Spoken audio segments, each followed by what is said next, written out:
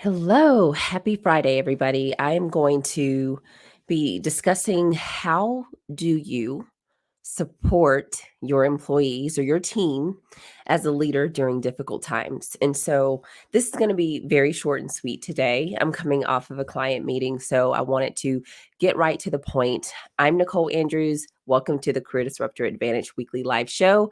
It is unscripted, but I always have my talking points. And so I just want to dive into this topic because it's been a very, very tough week. Not that other weeks aren't tough. We've had a lot of tough weeks. And so I tend to talk about topics and give you actionable strategies that you can apply right away, even if it's just one thing that you start doing differently that gives you that career disruptor advantage. But with this topic, it's a little bit more solemn, or uh, I don't even know how to say it.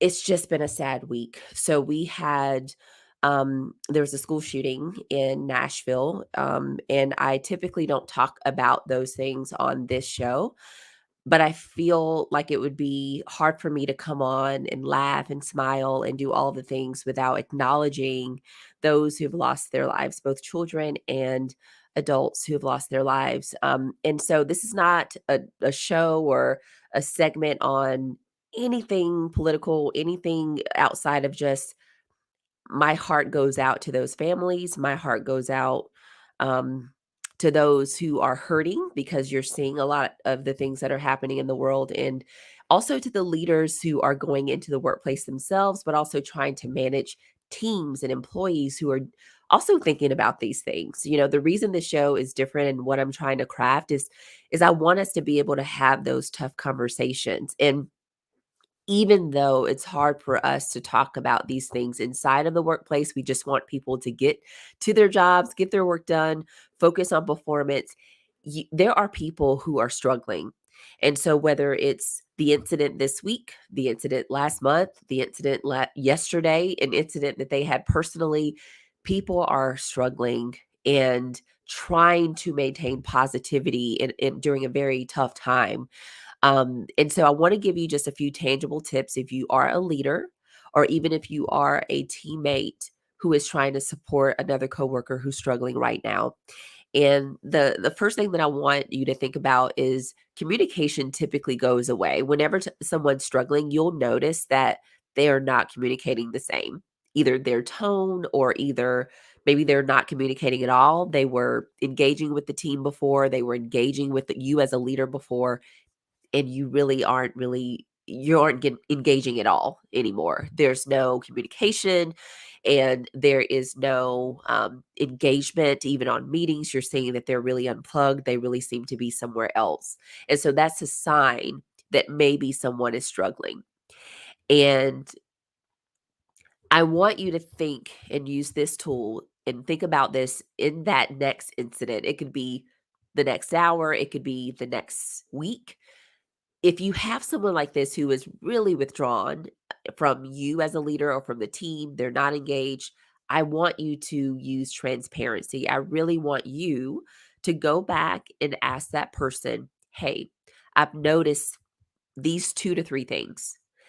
Are you okay? Are you okay? And just pause, sit in the awkwardness of that question because it is not always easy to have to deal with things that someone is dealing with outside of just their tasks, their projects, the work that they have to get done, the clients that they have to work with. But I want you to ask, are you okay? And share with them the things that you've noticed. Don't assume that they're not. Don't say, "Hey, you don't seem to be connected. You don't seem to be engaged." And that's where sometimes leaders do or can get it wrong, is that they automatically assume and say that you seem demotivated, you seem deflated, you seem disengaged, versus just asking, "Are you okay?" I hope that if you're watching this video, you're looking at the replay or whatever, that you can really sit in the difference in saying, "Hey, you seem deflated. You seem distant," versus, "Are you okay? I've noticed these things. I just want to make sure you're okay." And so the first thing, that transparency has to be there by asking, by checking on them, by saying, "Are you okay?" And really being transparent about what you're seeing and asking them to be transparent if they can. People don't always want to be personal at work or share everything with their leader, and that's okay too. But if it's affecting other things, then it's okay to say, "Are you okay? And can you be transparent with me about what's going on?" If they can.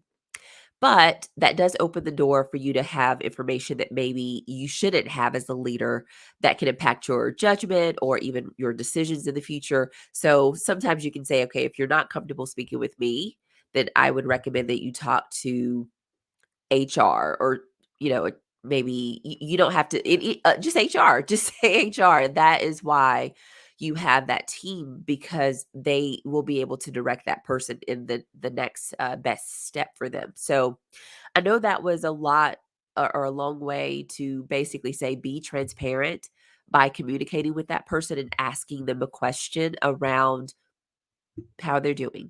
How are they feeling? What's going on? And being transparent about what you're saying. So that's number one, transparency and around communications related to what you're seeing in that person. Number two, another thing to think about is when someone is struggling, they are typically their performance is off. So a lot of times they are not performing up to to par. They're actually not at the same pace. They're not getting things done at the same pace that they were before. So one thing that you could do is the second thing is really offer what I call custom and consistent support. Custom and consistent support. The reason this is different is because with customized support, that means that this person support right now in this season and what they're dealing with or struggling with may look very different than someone else's support needs right now. And it's okay to do that. There are times where you might have different employees. Maybe they are struggling because they're a new parent. Maybe they're struggling because they're going through, divorce, or they just experienced a loss. Whatever they're struggling with, helping your employees by saying, "Hey, I support you, and what type of support can I give you right now?" Again, it seems so simple, but just asking a person, "Hey, what is the best way for me to support you right now?" can go a very, very long way. Consistent support, on the other hand, is similar, but I want you to think about you might have people who are struggling on your team because they're not seeing that anyone is supporting them. They feel kind of neglected. They feel abandoned. They feel isolated in their experience. And so they see other people getting support or see other people who have received support in the past from you as a leader, but they're not seeing that consistent offer of support from you. So I know that's not always intentional and we may not always know that, but just thinking about how can I consistently show up for everybody on my team when they're struggling, not just a few people, will go a long way to show them that, hey, I'm going to consistently support every single person who is struggling, but I'm also going to offer that customized support. And if there are limits to what you can do, because performance is performance, then be honest about that over time or work with your HR team about, hey, this is not working. There are other things that they may be able to guide you on. Maybe this person has, a schedule change that they may have to think about. Maybe they need to go part-time. Maybe that's something that they want to do. They're just afraid to ask for it. So there are creative things that you can do to support people even with time, which leads to the third and final point for today. Um, time. So we've talked about being transparent and communicating with them, asking them questions around how they're feeling. We talked about offering custom and tailored consistent support to them so that way they can have a performance buffer if they're not performing well and have time to get that performance back up to par if they're struggling. But the third piece is really offering time. And the reason I say that is giving them time and space if they need to speak with an employee assistance program counselor, giving them space in the day to do that if you can. Again, I understand that not all organizations have the ability to do that. There's so many things going on and there's only so much time you have in the day, but can you give a person time to do that? If not during the day, still offering up employee assistance services. If you don't know what EAP is, it's the Employee Assistance Program. And if you're in the States, outside of the States, it may look different. So you'll have to consult with your HR team. But if you are in the US, specifically, most companies offer an employee assistance program, and it's something that your HR team probably has spoken to you about or shared with you about in the past, and maybe you didn't, you were like, "I don't need that service. I'm not even sure what the service is about." But it's one of the most underutilized benefits that I saw as a former VP of HR that people didn't really utilize, and I will tell you what, it's confidential, it's completely anonymous. We just know, like, "Hey, 30% of your people are using this benefit," or 10% of your people are using this particular benefit. We don't know who's called in, we don't know who's using it, we don't get reports back. That is not the case, and so I will be honest with you on this call. I had to use employee assistance program, and it's something that I'm just being vulnerable and sharing with you when I had my daughter over 6 years ago because I was really struggling. Nobody else saw that. Nobody else at work noticed. I mean, I came back, everything seemed normal, but I realized after about 1 year in, I was in a new role. I had a new baby. I was trying to learn the role and trying to do all of these things. I had started to travel a lot more, and I was just really struggling. Like, I was up, trying to feed my baby at certain times, and then I would also eventually, once that ended, I would try to make up all of the time at night and work really late to try to get everything that I needed done. And so I just one night remember sitting down and crying to myself and saying, I can't be the woman, the person that I was before who could just work late and plug through and do all of these things and travel. And I just really, really needed some support. And I've never shared that publicly. I don't even know if I've shared that with close friends. I had to pause and say to myself that I can't do what I did before. I'm trying to travel. I'm trying to do all of these different things that I did before, and I just gotta set some boundaries for myself as a new mom. Like, I just can't do it all. And it was hard. I had 5 sessions that I attended with the EAP counselor, and I'm saying this because I know there's somebody right now who is going into work. They saw what happened this week. It's heavy on their mind, or they have something else going on personally that they're struggling with, and they don't know who to turn to. I'm sharing with you that time may be a part of what you need. Time to speak with someone, time to journal, time to meditate, time to pray. Whatever you believe in terms of what you think will work, you need time and space to just really process that. And so as a leader, offering your employees and saying, "Hey, I support you if you need to go midday and do this." If you can, again, do that. Offer them space, offer them time to go and have a conversation with a counselor. Talk to one of your EAP counselors. And that usually is a third party service. So it's not someone at your company that you're talking with, it's not HR.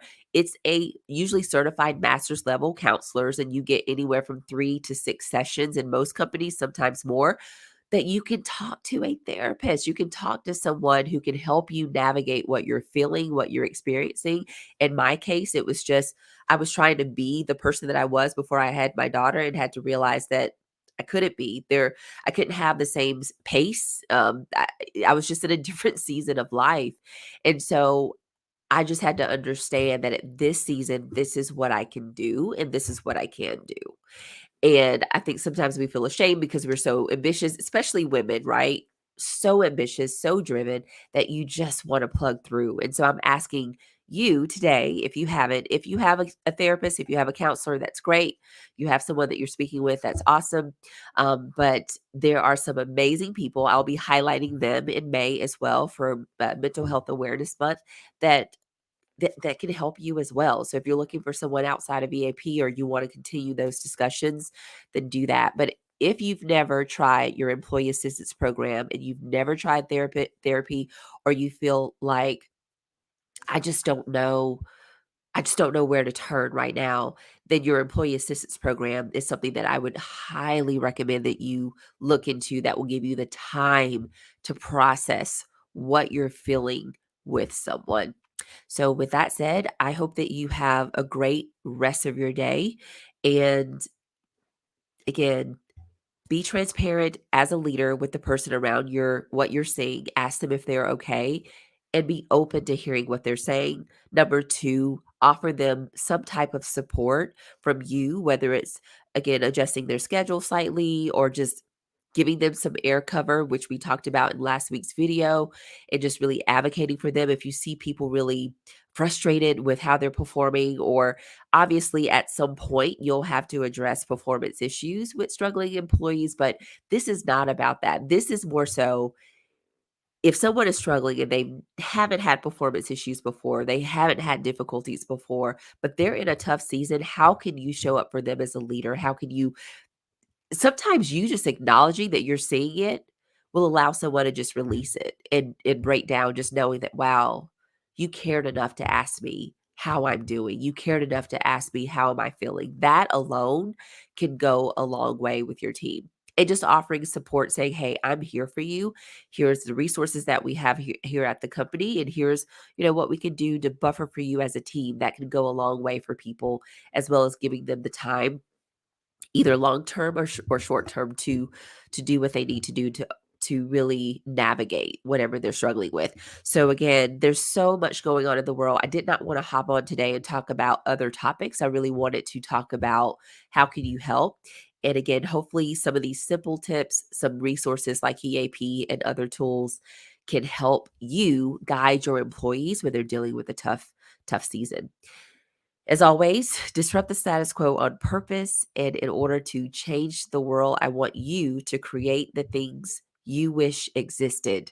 We need your light. We need you to create the things that you think will make the world better, because I believe that better is possible. I believe that hope comes from us taking action in a positive way. And I also believe that we can be the difference that we're looking to see. We've all heard that, right? Be the difference. But we can be a difference. And so hug someone today, be present with someone today. If you're a leader at an organization, send a positive quote to your team today, or a positive motivational message to get them excited and motivated as they go into their weekend, that you see them, that you're cheering for them, and that you're there for them. I hope that you have a great, great weekend.